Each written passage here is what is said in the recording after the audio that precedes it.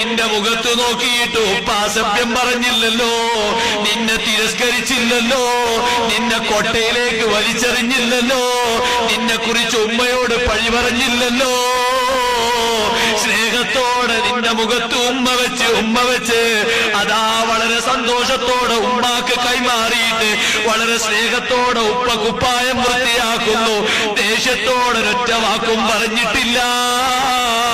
അതേ സമയത്ത് പ്രായം കൂടിയ നിന്റെ ഉപ്പ 90 വയസ്സ് പ്രായമായപ്പോ എഴുന്നേൽക്കാൻ കഴിയാതെ കിടക്കപ്പായയില് മൂത്രമൊഴിക്കുന്ന രംഗം വന്നപ്പോ അത് കാണുമ്പോ നിനക്ക് വല്ലാത്ത ദേഷ്യം വരികയാണ്. ഒന്ന് മരിച്ചു കിട്ടിയെങ്കിൽ മതി എന്ന് ചിന്തിക്കുകയാണ്. എന്നാണിത് മരിക്കുക എന്നാലോചിക്കുകയാണ്. നിന്റെ ചെറുപ്പം നീ മറന്നുപോയോ? നിന്റെ മാതാവിന്റെ വാത്സല്യം മറന്നുപോയോ? പിതാവിന്റെ സംരക്ഷണം മറന്നുപോയോ?